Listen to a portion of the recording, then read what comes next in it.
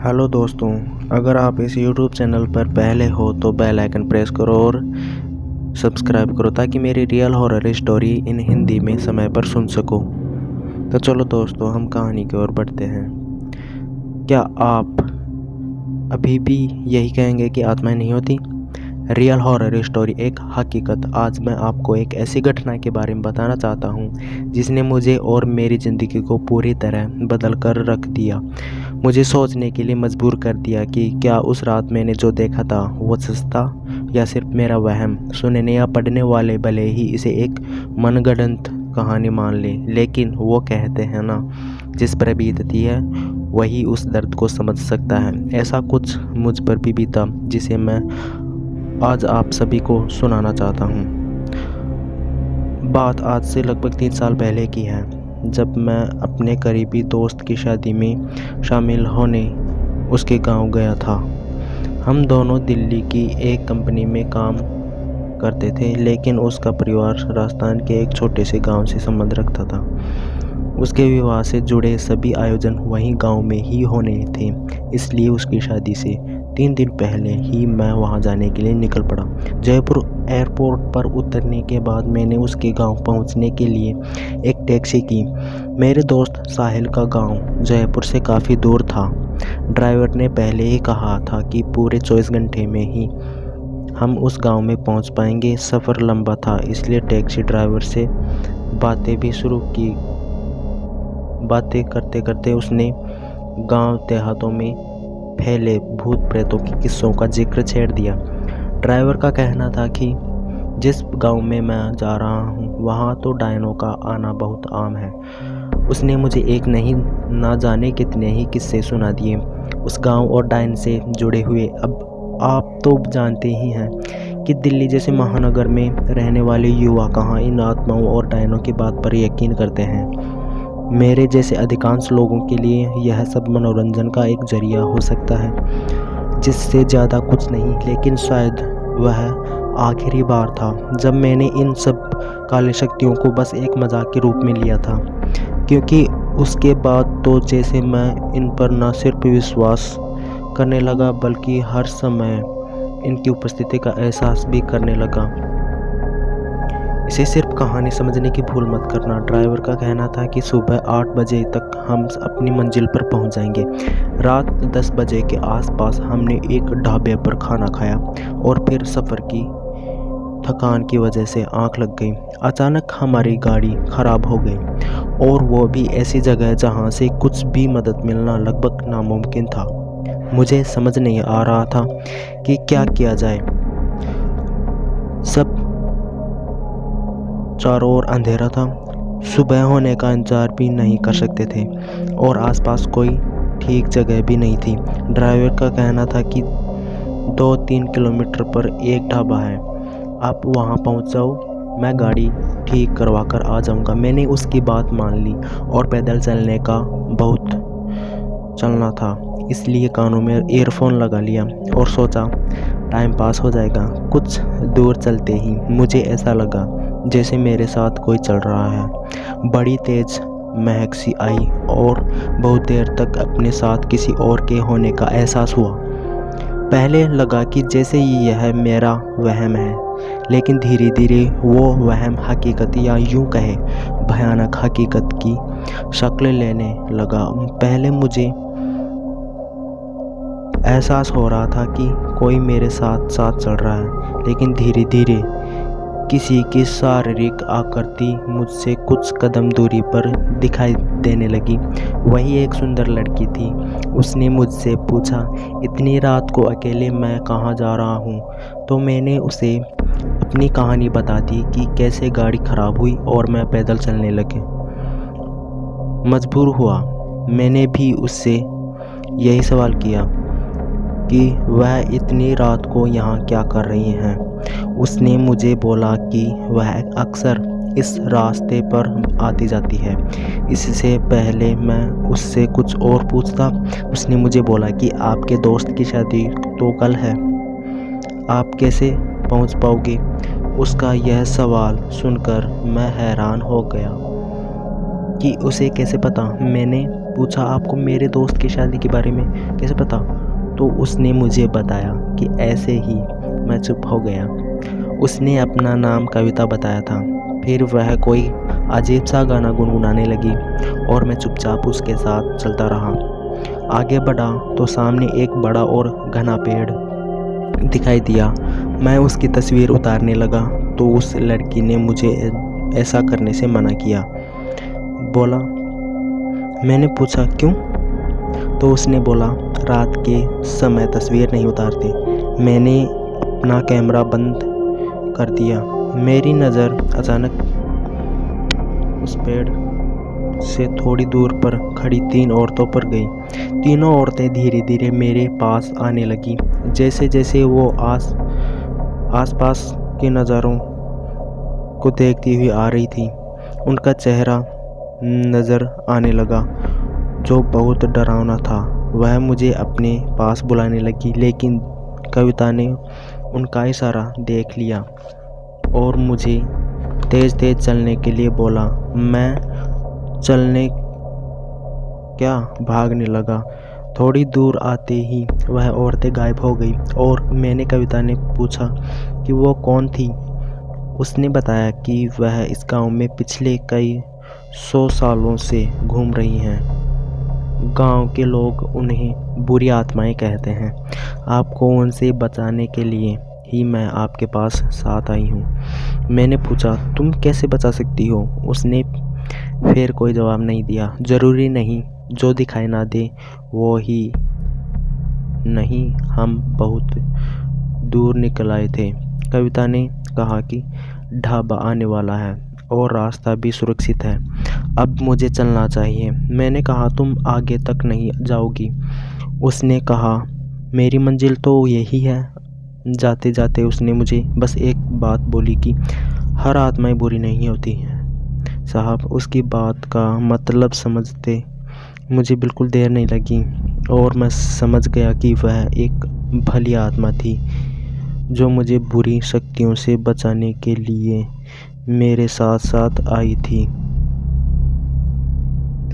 तो दोस्तों, हम दूसरी कहानी की ओर बढ़ते हैं। डायन का बदला। महाराष्ट्र राज्य के नांदेड़ ग्राम के निकट रायपुर इलाके में आज भी खून की प्यासी डायनों का बसेरा है। स्थानीय लोगों का मानना है कि यहाँ रात में गुजरने वाले लोगों को डायन पहले तो अपने वश में करती हैं और बाद में उस इंसान का खून पीकर स्वयं को अमर करती हैं। वहाँ माना जाता है कि यह इलाका डायनों का है। यहाँ पर इंसान का कदम रखना खतरे से खाली नहीं है और अगर आप वहाँ पर गए तो किसी तरह की चूक कर के आपके लिए काफ़ी नुकसानदायक साबित हो सकती है। अगर आपको यह यकीन ना हो तो आप यहाँ पर किसी भी पेड़ों में कील गाड़ कर खुद ही देख लीजिए, लेकिन आप लोगों का मौत से सामना ज़रूर हो जाएगा। आप लोगों को भले ही यह अंधविश्वास या उन श्रद्धा लग रहा हो, तो इस भूतिया गांव का यही दस्तूर है। इस भूतिया गांव को अभिशाप माना जाता है। यहाँ पर एक दो नहीं बल्कि सारे इलाकों में डायनों का बसेरा जमा हुआ है। नांदेड़ के निकट इस छोटे से गांव में डायनों की अब पूरा राज्य बसा हुआ है। यहाँ पर ऐसा माना जाता है कि पहले यहाँ एक डायन रहा करती थी, लेकिन डायन ने गांव की कुछ लड़कियों की आत्मा को अपने वश में करके उनको साथ ले गई। आज वही लड़कियाँ इन डायनों के साथ मिलकर खुद को अमर रखने की कोशिश करती हैं। यह गांव की वही जगह है जहाँ वास्तविकता में यहाँ के पुरुषों को रात में निकलने पर प्रतिबंध है। कब किस कौन सी जगह पर डायन उन्हें अपने वश में करके कोई नहीं चाहता। अभी तक यहाँ पर कुछ 42 ऐसे मामले आ चुके हैं जिन ऐसे पुरुष लापता हो गए, लेकिन उनका अभी तक कोई पता नहीं चला है। यही माना जाता है कि डायन उन पुरुषों को डायन ने मार दिया होगा। जयपुर में पेड़ों को काटने पर भी प्रतिबंध लगाई है। यहाँ पेड़ों के ऊपर डायनों के रहने की बात बताई जाती है। एक बार एक पेड़ काटने पर गांव के एक मनुष्य की मौत हो गई थी। तब से ही माना जाता है कि डायन का पेड़ काटने पर ही उसकी मौत हुई। यहाँ पर एक टूटी हुई हवेली के अंदर एक छोटी सी कोठरी है जिसमें कोई भी नहीं आता जाता है, और माना जाता है कि इस अंधेरी कोठरी में जो भी गया वो वापस कभी लौट कर नहीं आया है। 16 लोगों की मौत की गवाह है। इस भूतिया कोठरी को यहाँ के प्रशासन ने भी सील कर दिया है। डायन को अपने वश में करने के लिए यहाँ पर कई तांत्रिकों ने अपनी पूरी शक्ति लगा दी, लेकिन इस बीच 5-6 तांत्रिकों की भी मौत हो गई, जिसके बाद तांत्रिक भी यहाँ की डायनों को अपने वश में करने से घबराने लगे। कहा जाता है कि गांव में हर अमावस्या और पूर्णिमा की रात को कोई बाहर नहीं निकल। हालांकि यह काफ़ी पुरानी बात है। अब लोग अपने घरों को अच्छे से बंद करके घरों में रहते हैं। गांव के कुछ लोगों ने यह अनुभव किया कि अक्सर रास्ते में चलते वक्त उन्हें अजीबोगरीब आवाज़ें सुनाई देती हैं, लेकिन पीछे मुड़ने पर कोई नहीं होता। गांव के रंजीत नाम के व्यक्ति ने तो अपनी बाइक पर एक डायन को लिफ्ट तक दी थी।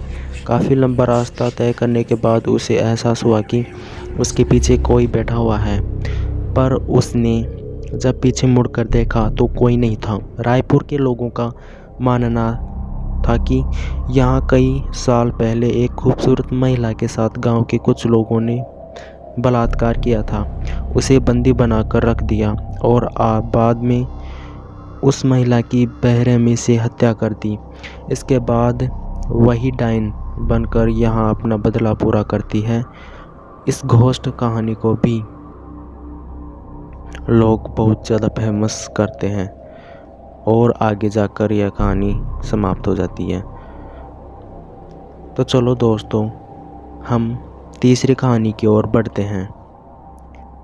एक राजा की आत्मा माने भलों को यह सबसे पहले कहानी किसने सुनी? यह वह बोल रहा है जो कहानी की ओर बढ़ता है। एक राजा की आत्मा ने भलाई की। आज मैं आपको एक राजा के बताने जा रहा हूँ जो भारत देश में हुई थी, जिसे हम कभी सोने की चिड़िया कहते थे, लेकिन अंग्रेज़ लोगों ने हम आरा सारा सोना भारत से लूटकर अपने देश ले गए। लेकिन अभी भी भारत के कई हिस्सों में प्राचीन समय का बहुत सा खजाना गड़ा हुआ है, जिसे चोरी हो जाने के डर से ज़मीन में गाड़ देते थे लोग। उनकी मौत के बाद वो सोना चांदी कहीं धरती के गर्भ में गड़ा हुआ रहता था। ऐसा ही एक घटना मध्य प्रदेश के दांगड़ जिले के टोंडिया खेड़ा गांव में हो रही है, जहां के एक आदमी को एक आत्मा ने बताया कि इस हवेली के नीचे सोना चांदी गड़ा हुआ है। तो उसने अपनी सरकार को बताया कि एक राजा की आत्मा ने मुझे बताया कि ज़मीन में गड़ा हुआ 10,000 टन सोने का रहस्य उसने मुझे बताया, जो आज के सोने के रेट के हिसाब से इसकी कीमत तो 200 अरब रुपए के लगभग होगी। कौन थे राजा राम बख्श? कहाँ से आया है यह सोना? कैसे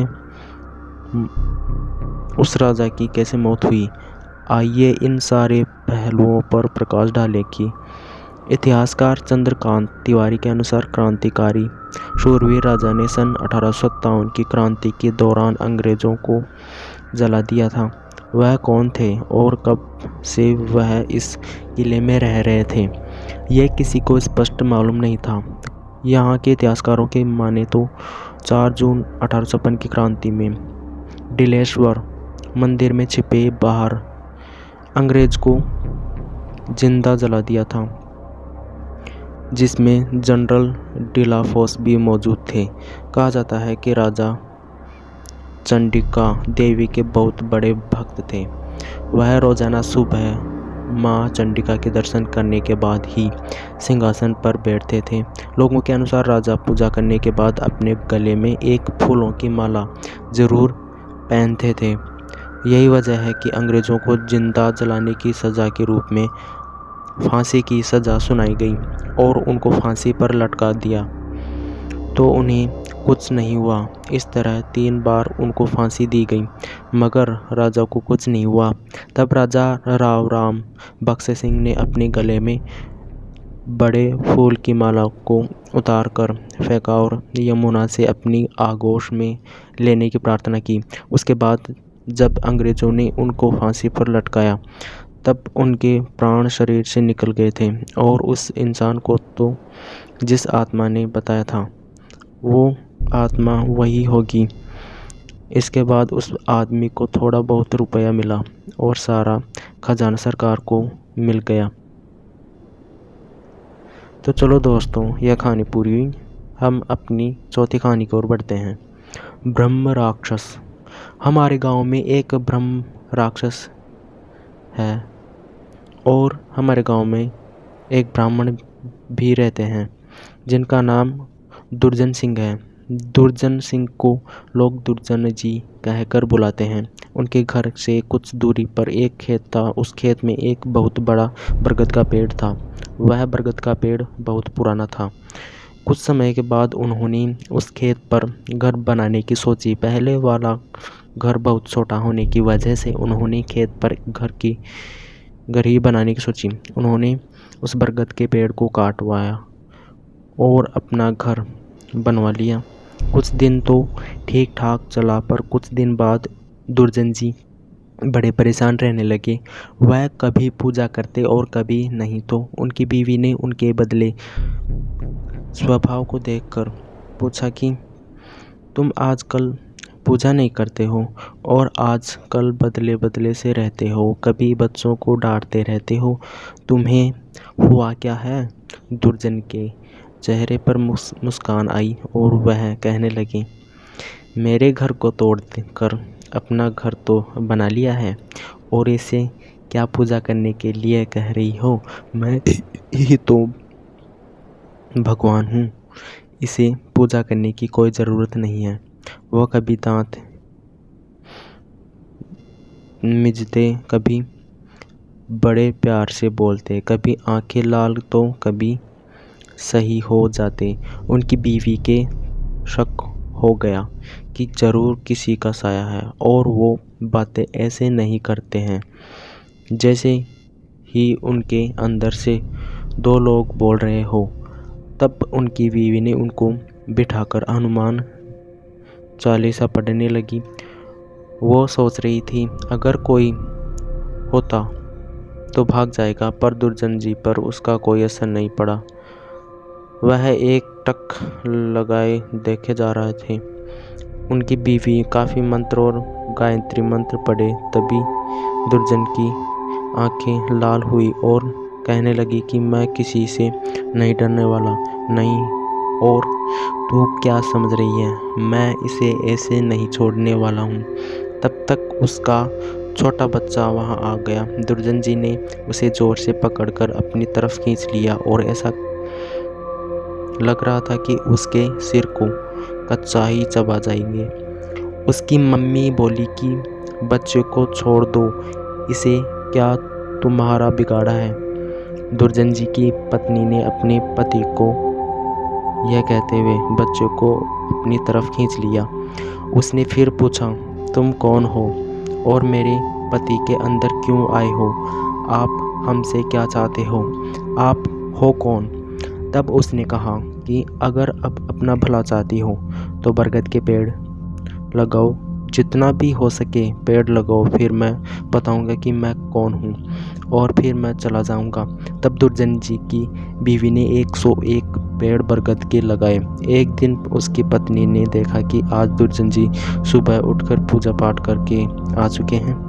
तब दुर्जन जी के अंदर जो साया था उसने बोला, मैं तुम्हारे पति को आज छोड़ के जा रहा हूँ, तुम सदा सुखी रहो, तुम्हारे आचार विचार बहुत अच्छे हैं, मैं ब्रह्म राक्षस हूँ। वैसे मैं किसी को नहीं छोड़ता और नहीं किसी से डरता हूँ। तुम्हारे पति ने मेरे बरगद को काट दिया था, जिसे मैं हजारों सालों से रह रहा था। मुझे गुस्सा आया, पर मैं तुम्हारी अच्छाई के कारण मैंने इन्हें छोड़कर जा रहा हूँ, तुम्हारे पति को छोड़कर।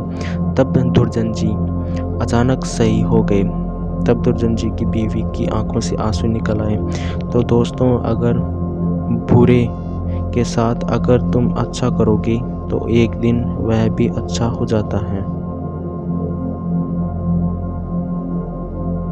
तो दोस्तों, हम अगली कहानी की ओर बढ़ते हैं। 5वीं कहानी, कब्रिस्तान का भूत। यह बात बांग्लादेश की है। शाह आलम जो बांग्लादेश में रहते हैं, उन्होंने यह रियल घोस्ट हॉरर स्टोरीज हमें भेजी है। शाह आलम के एक चाचा थे जो कब्रिस्तान में रखवाली का काम करते थे। वह कब्रिस्तान में रखवाली करने के साथ साथ वहां पर कब्र भी खोदा करते थे। एक दिन शाह आलम के चाचा ने रात के समय शाह आलम के घर का दरवाज़ा खटखटाया। वह आलम ने दरवाज़ा खोला तो देखा उनके चाचा बहुत डरे हुए थे और काँप रहे थे। शाह आलम ने जब डरने का कारण पूछा तो उन्होंने सारी बात सुबह बताने की बात कही और कंबल लेकर सो गए। सुबह होने पर उन्होंने बताया कि पिछली शाम को जब वह कब्रिस्तान में एक कब्र खोद रहे थे तो पास की कब्र के ज़मीन के नीचे से बड़ी ही अजीब आवाज़ आने लगी, जैसे कोई कुछ खा रहा हो। और कुछ समय बाद उस जगह की मिट्टी अपने आप ही ज़मीन में धंसने लगी। यह देखकर वह बहुत डर गए और पीछे हट गए। तभी उस ज़मीन में से एक अजीब सा शैतान निकला, जो देखने में बहुत भयानक और इंसान के आकार से बहुत बड़ा था, जिसके बड़े बड़े दांत थे, जिसमें खून लगा हुआ था। उस कब्र में उन्होंने कुछ समय पहले जो इंसान दफन किया था, अब उसकी केवल हड्डियां ही काफ़ी बची थी।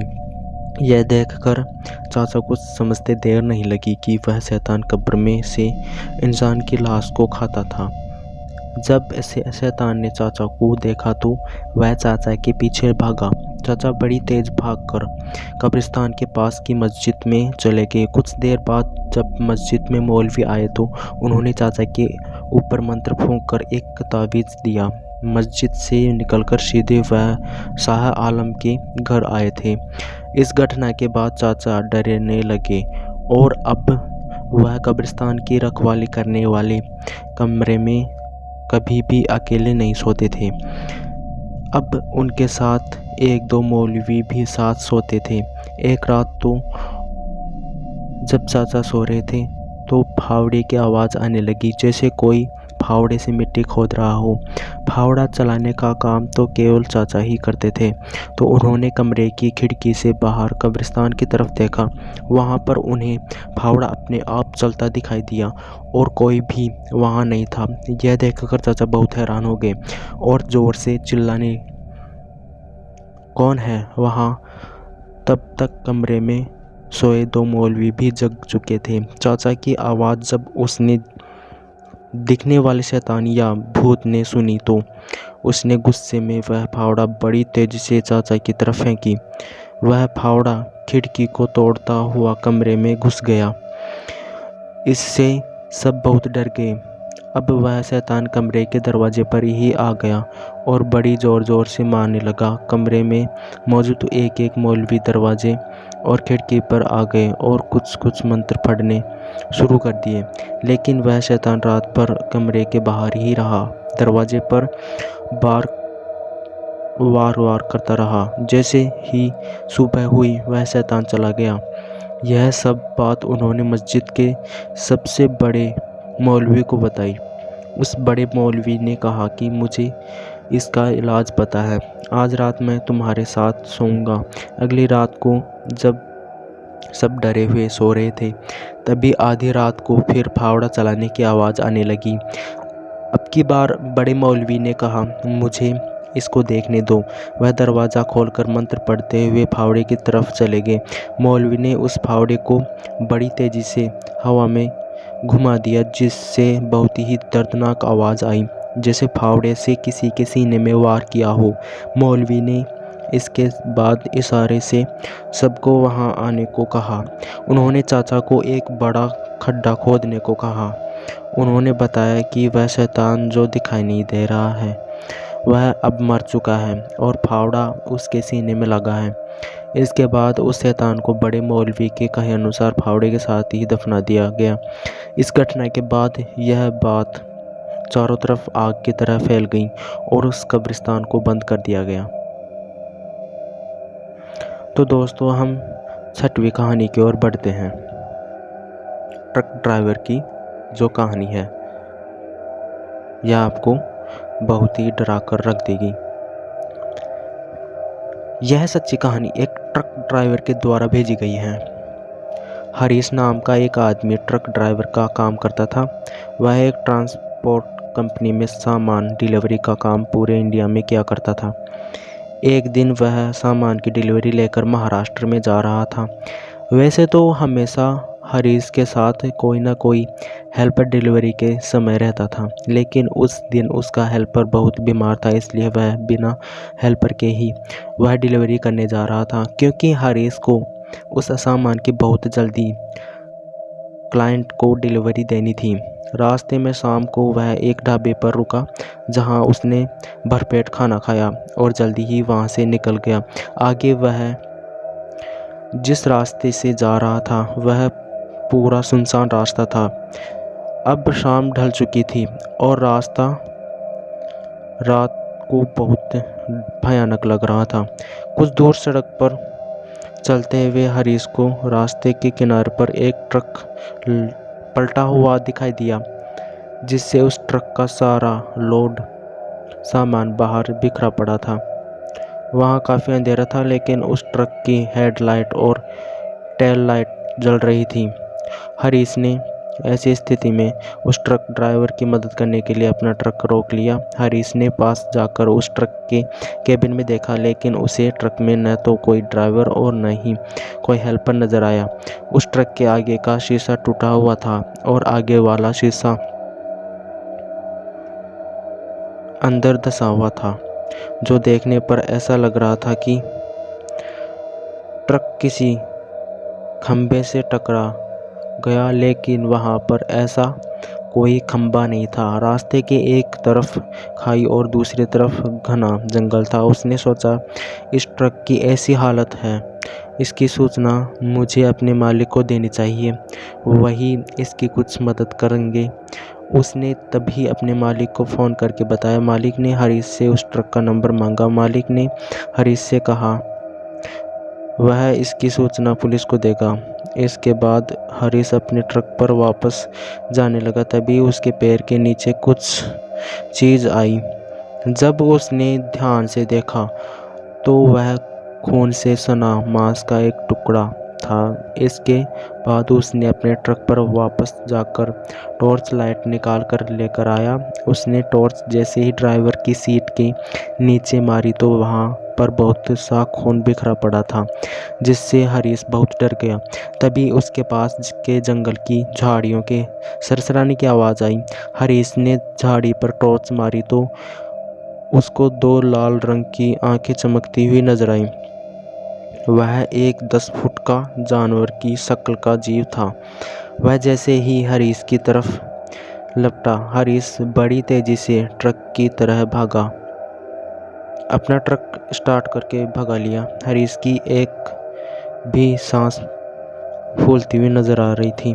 हरीश को अब समझ आ चुका था कि उसी डरावने जीव के सामने आने की वजह से वह ट्रक पलटा होगा और उसने ज़रूर ड्राइवर और हेल्पर को मार दिया होगा। हरीश डिलीवरी करके आने के बाद भी उसी रास्ते से आया, लेकिन अब दिन का समय था और उसने अपनी गाड़ी को सामने वाले दुकान के पास जाके रोक ली और उस दुकान को कहा, भाई ये जंगल का जो किस्सा है वो आपको भी पता है क्या? तो उसने कहा, हाँ हमें भी पता है। तो यह कहानी यहीं पर समाप्त हो जाती है। तो दोस्तों, हम अपनी 7वीं कहानी की ओर बढ़ते हैं। भूतिया कुर्सी की कहानी।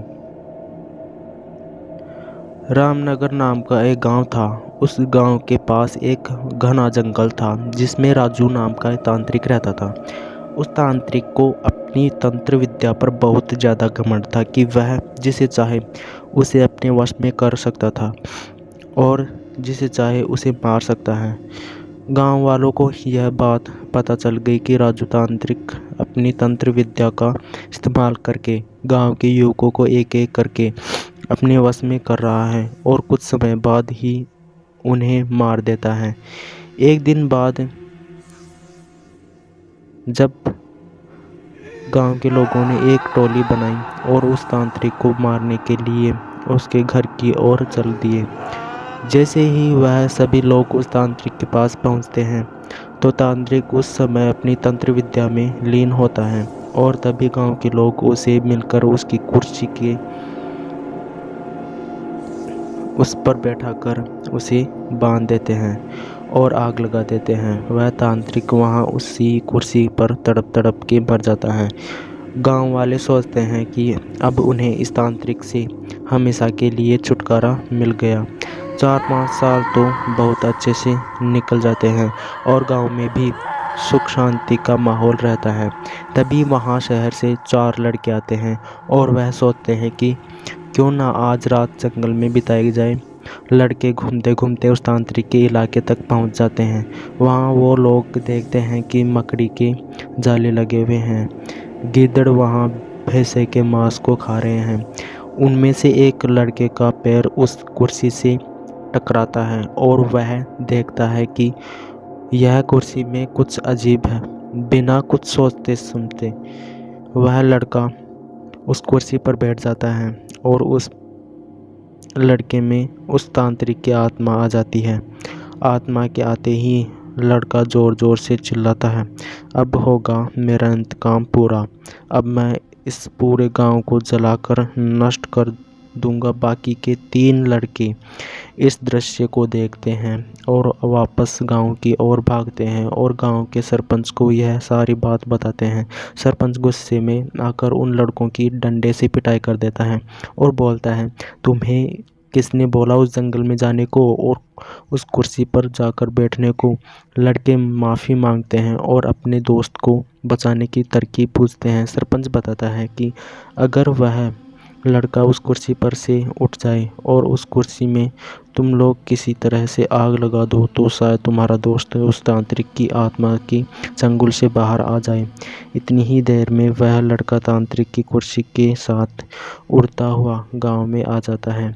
तीनों लड़के तभी एक योजना बनाते हैं और उस व्यक्ति को ढूंढते हैं जिसने पहले तांत्रिक की कुर्सी में आग लगाई थी। तीनों लड़के उस आदमी से गुंजाइश करते हैं कि वह कुछ समय के लिए तांत्रिक के सामने आ जाए।